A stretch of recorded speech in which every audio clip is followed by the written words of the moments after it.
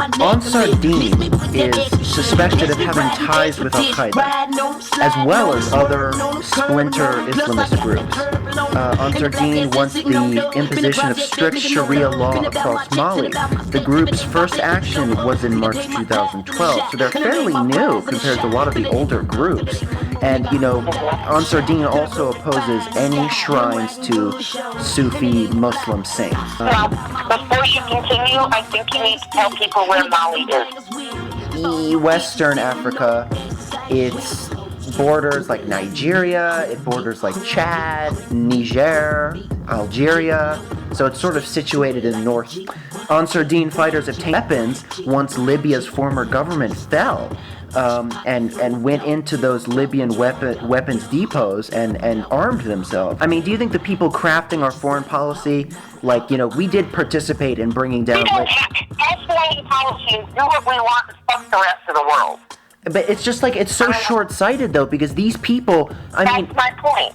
Al-Qaeda came to America. Who's to say Ansar Dine won't? They will. Give them time.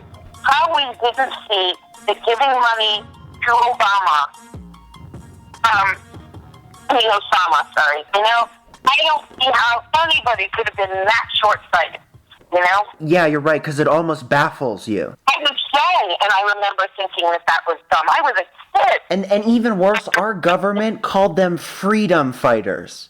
And they even had, different movies in the Mujahideen where, you go, you get them, you get those lefty commie bastards, And does anybody not realize that, to be honest, culturally, we have a lot more in common with, Soviet people than we do with Islamic fundamentalists? Right, and then, see, the big problem is, good, you get those Russian commie bastards, right?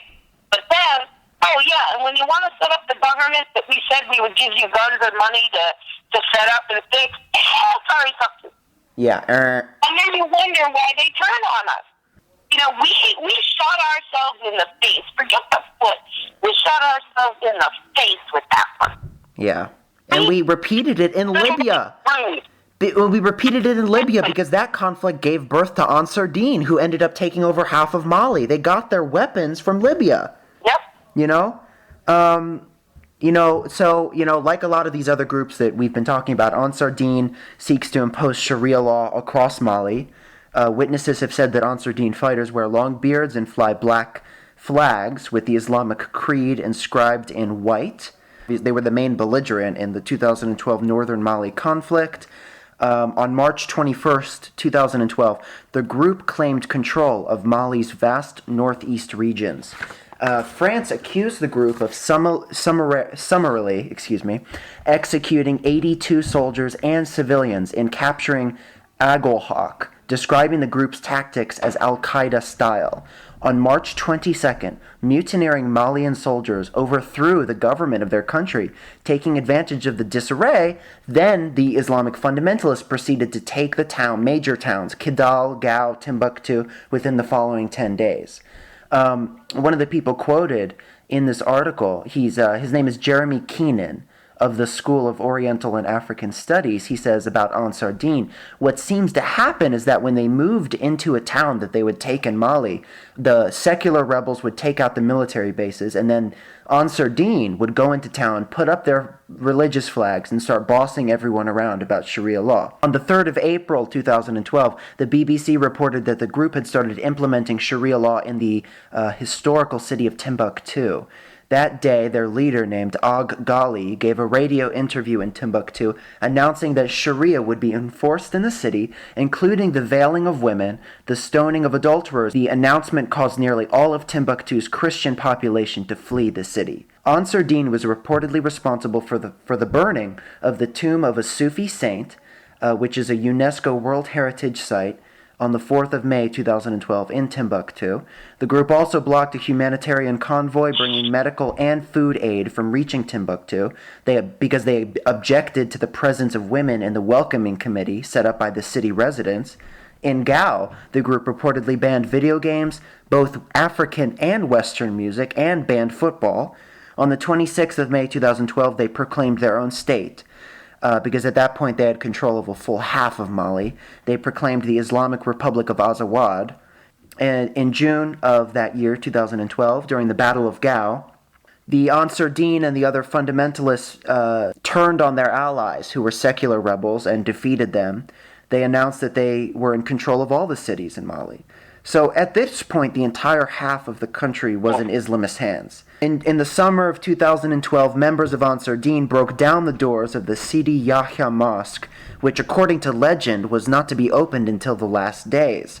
They claimed that reverence for the site was idolatrous, but offered money to repair the mosque, which is interesting. There's another group in Mali that is very important. Excuse me? Public relations, that's why they're repairing the Oh, mosque. yeah, exactly, because you can't be, I guess that's when they started to realize that just, stoning people wasn't going to get supporters, Right. Another of the important groups involved in the Islamic fundamentalist takeover of northern Mali was Ansar Al-Sharia, who's even more new. The northern region of Mali achieved de facto independence from the Malian central government, with the region taken over by a number of Islamic jihadist groups, including Ansar Dine, Movement for Oneness and Jihad in West Africa, and Al-Qaeda, and then of course Ansar Dine. On the 9th of December 2012, a group of Malian Islamists in Gao announced the creation of another group called Ansar Al-Sharia. They were mostly Arab, but, which is different, separates them from Ansar Dine, who are mostly Tuareg, but they essentially have very similar ideology. They're based on the principles of opposition to democracy and the Saudi-style Salafist jihadism. So these groups think that Islam and democracy is incompatible. Like, what is it from the fundamentalist perspective that makes democracy unacceptable, or Republican government, or representative government? That's very, very simple, because not things for themselves, and they need to be told. Yeah. Both Ansar Dine and Ansar Al-Sharia, as well as some secular groups that were allied with them for a while, participated in this northern Mali conflict, as it's called. The main element of the fighting is over. However, it is still going on in sort of a guerrilla fashion. Mali's problems certainly are not done. Basically the Islamists have been defeated in the sense that they don't hold territory in Mali anymore, but they're still very much active, That's exactly why I said for now. Yeah, Because for now. Exactly. Obviously, this was spurred because the army of Mali overthrew the government, and sort of, like we said, the Islamist group seized northern Mali. They capitalized on this. It was in January 2012, these insurgent groups began fighting a campaign against the Malian government for independence of northern Mali. Then that coup occurred. It was only 1 month before a presidential election was to have taken place. This kind of went in a different direction, because I think the army didn't really plan this through, because they overthrew the government, and all their neighbors reacted in horror and said they would close the borders, and I really think they expected it just to fly, but it didn't. And I think maybe, if it had gone a different way and the world maybe didn't pay attention, we might have 2 Malis today, and they may have just left the north to be an Islamic state, Exactly. But I don't know. So, the army took control, suspended the constitution of Mali. As a consequence of the instability following the coup, Mali's 3 largest cities, Kidal, Gao, and Timbuktu, were overrun by the rebels. Ansar Dine and a number of smaller Islamist groups began imposing strict Sharia law. And then after that, as I said before, these groups in Mali, they were Islamists, but they did have secular allies, and they started fighting instantly because, trying to work with fundamentalists when you're not partial to their perspective on the world, you're not going to get very far. And really, this conflict did not really, obviously Mali's non-existent government was not able to deal with this threat. And I guess at the time they felt like the Islamists would have taken over southern Mali too. So France and some other states in Africa intervened and helped the Malian army to retake most of northern Mali. So in addition to France, Chad, Burundi, Gabon, South Africa, Rwanda, Tanzania, Uganda, and the USA all sent troops to Mali to fight Ansar Dine, Ansar Sharia, and the like. Not something that was broadcast in America. Exactly. Not something that was America broadcast. did not go out and say, hey, look, we had a coalition and we did something as a group, as a coalition, blah, blah, blah. Not one word of it. Because First of all, I don't think anybody knows where Mali is other than you. You know? They should. But they'll know what Timbuktu is, maybe. Because they've heard of it, yeah. Right, but they've heard of it as something else. You know, like, within some song once, I think I might have heard, you know. And it really, I mean, that's essentially what it is. And I mean, they don't even know what continent it's on. which is interesting because our country sent troops to Mali, but nobody knows. Exactly. I mean, it's really weird, you know, really I didn't know, weird. and I'm aware of things. Yeah. You know? I didn't know we sent troops there. You know, perhaps it's true that I mean, Mali... we send troops everywhere, so... I know. Should we be really surprised at this point? And, you know, perhaps there is some merit to the fact that Mali felt it could not defend itself, but would bringing in Westerners not inflame the base of the Islamists even more? Wouldn't this give them more ammunition to recruit? You know, here was a country about to be overrun by the enemy, and as far as most Americans think, they think all Muslims are the enemy. I think maybe... I don't know. I mean, who's to say who makes these decisions, you know? Well, I know, but I'm saying the average Joe Blow would have supported that, I think. Would have said, You think so? Or it happened, you know, just like the Russians were the evil empire. We could say, you know, look at Ansar Al-Sharia, look at these Islamists. Right. The fact is, it doesn't even matter what it is. The fact that they're Muslim. Oh, we're going to get those Islam. Yeah.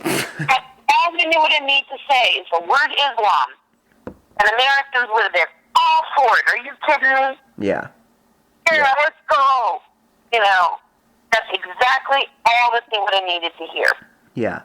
The fact that they didn't and they put it under wraps, neither is saying that, you know, the government is realizing that American people are really tired of us getting involved anywhere, or, you know, it needed to be kept under wraps because it was something that it wasn't. Yeah. Yeah, and that's true. There could have been more going on there. I mean, well, there was more going on there. As we've discussed, Ansar Dine got their weapons from a country that we helped throw into instability. From us. Bingo. You know, bingo. That's what it is. And Obama got his weapons from us.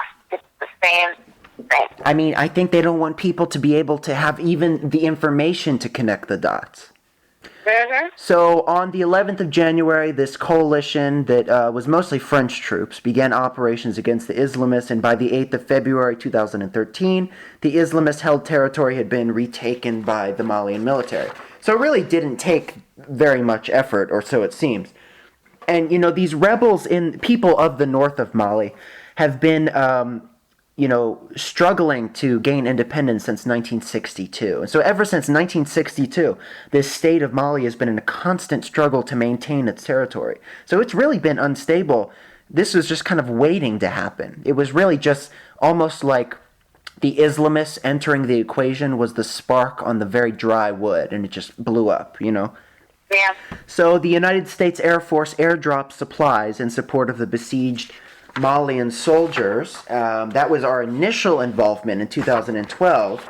But then in early June, the Nigerian president stated that Afghan and Pakistani jihadists were training these Islamist rebels in northern Mali. You know, unfortunately, the past of these two countries, this is easy to believe that they would come from Pakistan and Afghanistan. Do you think that the governments of these countries were involved in the training? You know, I just don't even know anymore, to be honest. Everything is so convoluted. I mean, Syria is a different issue, and Syria is just a mess. And I think what people don't realize is, you know, it seems like nobody's doing anything in Syria except the civil war inside of it. So many people have their hand in the metaphorical Syria cookie jar. So many people. And I actually feel the problem comes from so many people's interests and money and weapons being pumped into that country. I mean, there are a lot of people involved in that conflict. It may be disguised as a civil war, but it is a proxy war upon a proxy war upon a proxy war. I mean, the United States is playing out its rivalry with both Russia and Iran in that area. Qatar is playing out its rivalry with Iran. Bahrain is playing out its rivalry with Iran. Saudi Arabia is playing out its rivalry with Iran. I know. That is the problem. The West cannot go in and... So, moving on, the residents of Gao had lynched somebody named Alio Touré, who was a prominent Islamist leader and was their police commissioner, in retaliation for the fact that he killed a local journalist.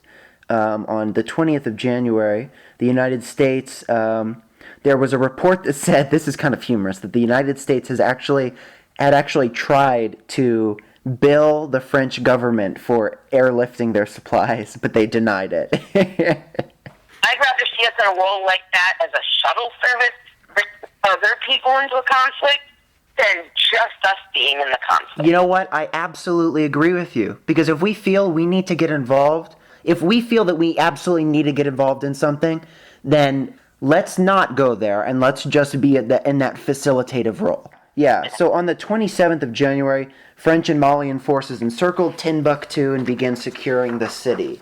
And basically at this point, the operation had succeeded, and the French president flew to Mali and joined Mali's interim president, Diokonda Traoré, in a public appearance in recently recaptured Timbuktu. Then it entered the guerrilla phase.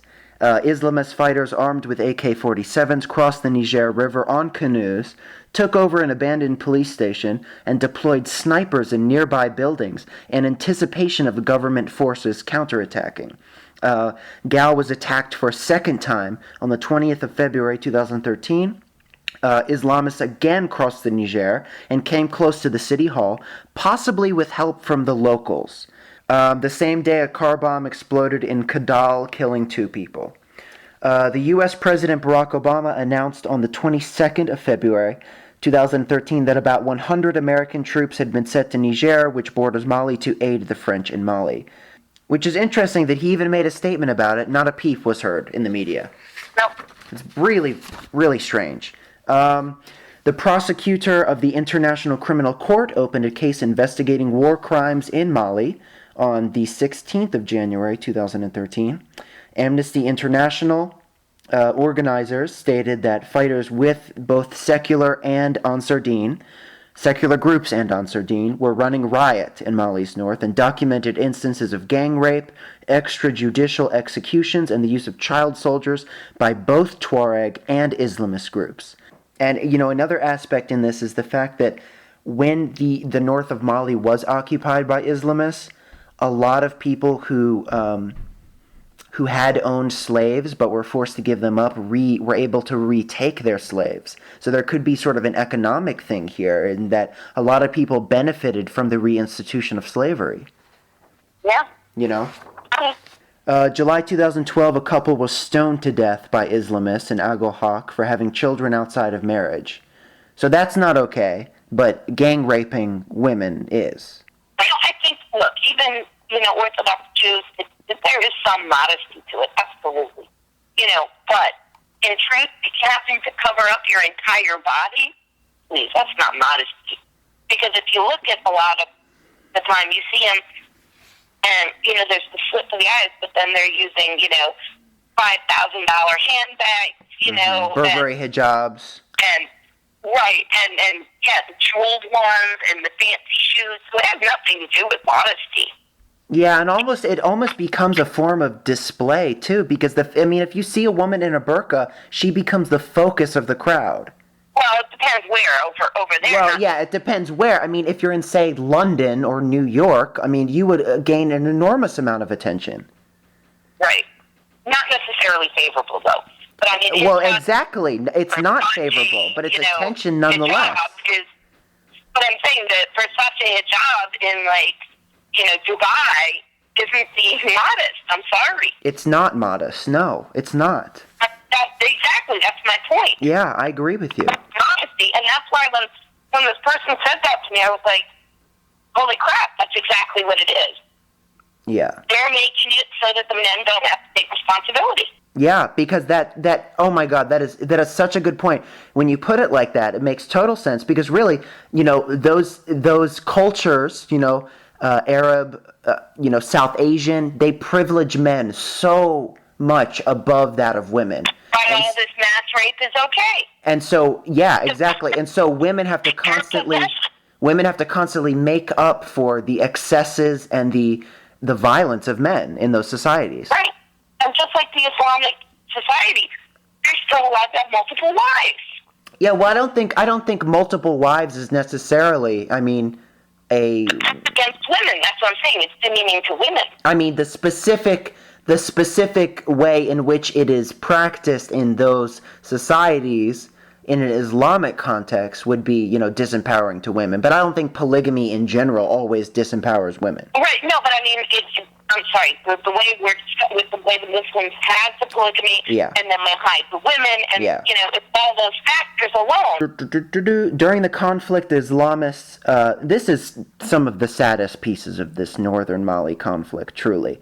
During the conflict, Islamists also damaged or destroyed a number of historical sites on the grounds that they said they were idolatrous, particularly in Timbuktu, a very ancient city and a UNESCO World Heritage Site. On the 4th of May, 2012, Ansar Dine members reportedly burned the tomb of a Sufi saint. Do you believe that the tombs of saints are idol worship?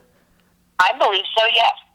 In Christian and in Muslim. I think, for me personally, I think worshiping Christ is idol worship. Lower. So do you think Ansar Dine was justified in burning down those tombs? I don't think you should burn it down, no, but yeah. I think that it is idol worship. Yeah, I can see that. But you would not advocate the destruction of these sites, obviously. No, that's a, you know what, you can worship what you want. Exactly, right? Yeah. Personally, I mean, does that mean I'm going to burn down every Christian church? That's not. But I consider worshiping Christ an idol because... That's kind of rhetorically tricky because Christ is synonymous with God. Right, but it isn't. It's one step below. I mean, it depends on the denomination. It's kind of mentally like mental gymnastics because they are of the same being. So there's really no hierarchy there. They're one and the same. They're extensions. But someone could potentially argue a case like that. Yeah, that's true. When the Jewish state was founded, when Israel was founded, did the Jews go around and destroy every mosque in the country? Well, I mean, bringing that in particular, obviously, that was a very traumatic birth of a state. All I'm saying is there's no reason to go around burning and destroying other religions. Yes. In late June 2012, Islamists attacked several more sites in Timbuktu with pickaxes and shovels. That's just so disappointing because the loss of these historical sites that we'll never be able to see, they're gone to history now because of these people's religious fundamentalism. And they did the same thing all throughout, Iraq and Iran. Yeah. And Saudi Arabia destroys its own holy sites. I mean, you look at the news coming from the Middle East, the Saudis destroy their own shrines because they're, quote, idol worship all the time. And these things are hundreds of years old. It's really a loss. It really is. I mean, it's like there's no reverence for there's no reverence for their own history. On the 28th of January 2013, French-led Malian troops captured the airport of the World Heritage town of Timbuktu, the Ahmed Baba Institute. Hosts of priceless ancient manuscripts were razed by fleeing Islamists. So we lost all of those ancient manuscripts. I mean, Timbuktu has so much history in it. Yeah. And they're... On my bucket list I'm scratching off, that was one of the places on my bucket list, and it is no longer there. Oh, yeah, there's nothing that I want to see at this point, I can think of that's there. The shrines were destroyed, the texts were gone. That's really sad. That's a big loss. But of course, the human rights violations were not only on the side of the Islamists, but also the Malian army. Human Rights Watch reported killings and other human rights abuses committed by the army. BBC reported claims by the International Federation of Human Rights that the Malian army soldiers had carried out summary executions against people suspected of being militants, and with bodies subsequently being hastily buried in makeshift graves or thrown in wells. Some victims were reportedly killed for not having identity documents, or because they were the wrong ethnicity. Yeah, I wouldn't give them a pass, because I think, but in the end, they're actually hurting themselves, because the more people they kill and throw in wells, and if they kill the people who are lighter skinned than them or whatever they are doing, they're just going to create more terrorists, and this could happen again. Oh, it's going to happen again. Well, I think we're going to wrap up here. We didn't get to Boko Haram in Nigeria, but I think it was a good conversation nonetheless. Anything else you want to say about Ansar Dine, Mali, Islamic fundamentalism in general? I just am so overly against fundamentalism that, I really think if there's no reason to go to anything to that extreme. Just like there's no always and there's no never. There's no reason to be all or nothing. And extremists are all or nothing people. That's good advice. And one more thing, for anybody who may happen to listen to this because the internet, exists forever in the future, and they find themselves in a fundamentalist group or falling into a fundamentalist ideology, what advice would you give them? Nothing is ever all or nothing. You really have to look at everything. And it's not worth just holding on to this simple view of the world when people could get hurt, Yeah. And people are going to get hurt either way. That is the one thing that is fundamental. Yeah. Yeah. When you stick to an absolutist view, people are going to get hurt. Absolutely. Okay, Annika Wolf, thank you very much for being here. And if people want to contact you, how can they do so? They can contact me through you. That's probably the easiest way. Okay. And you can reach me at my Facebook page, JAKOB-MUSICK-MILLER. Annika, thank you very much for being on today. Thank you for having the show. It means a lot to a lot of people. And it means a lot to me, too. And it means a lot that you're here so reliably all the time. I know you had a tough day, so thank you very, very much for taking the time. And thank you very much for listening. This is The Word, and we'll see you next time. Bye-bye.